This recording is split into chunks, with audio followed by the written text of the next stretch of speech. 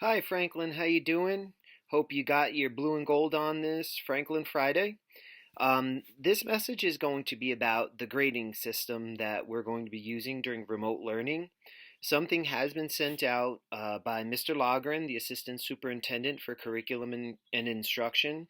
And if you really want to get into the details of it, he has a great PowerPoint on the district webpage that goes into grading. But I'm going to give you a shorter explanation and hopefully you understand what's going on.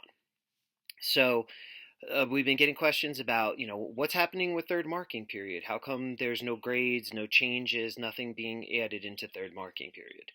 Right now, we're keeping third marking period open, and you're going to find out how we treat it as we go through the rest of this explanation. So, understand for phases 1 and 2, all the assignments that you guys have been turning in is counting towards your attendance. So, basically, we want to know, are you participating in school? Are you present virtually? And that's how your teachers are counting it. It's not really being counted as a grade like you're used to. But coming up to phase 3, so phase 2 is going to end on April 29th, and phase 3 is going to start on April 30th. Our phases are 12 days long. And so, starting phase 3, that 12-day cycle, the assignments that you turn in are going to be counted as grades. And we're going to start to use a simpler system for that. It's going to be check plus, check minus, something like that. The checks are going to align to certain numerical grades. Think about them like short homework assignments, classwork assignments, short like in-class quizzes, things like that.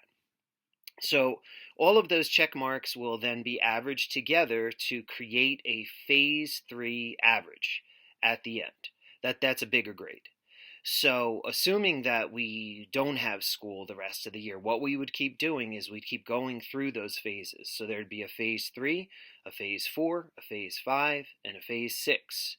And you'd be getting a bunch of these small assignments that you're turning in. Don't forget to turn in the assignments for your art classes, phys ed, computer classes, business classes, because I've heard that students are neglecting those. They're giving a lot of attention to the English, math, science, social studies. So don't forget about those electives if you want to get credit for those classes.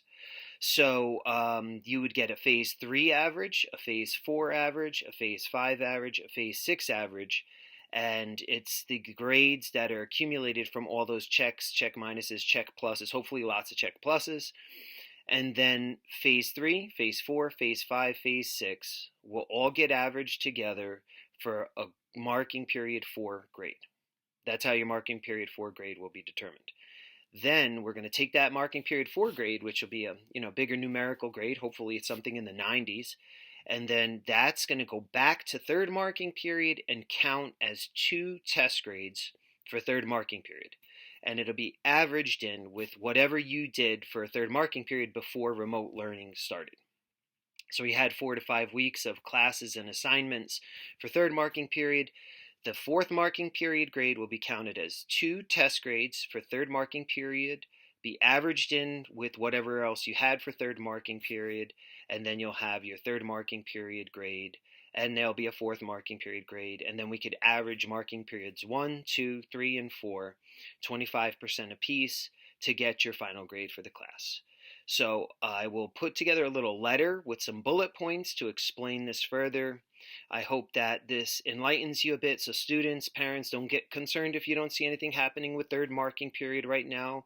That's intentional because remember, we got to get through fourth marking period and then we'll be able to finish up the third marking period grade. As always, if you have any questions, feel free to email me or email one of the vice principals or our director of counseling.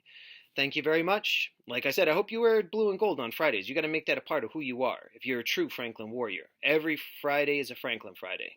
And I'll be speaking to you soon. Take care.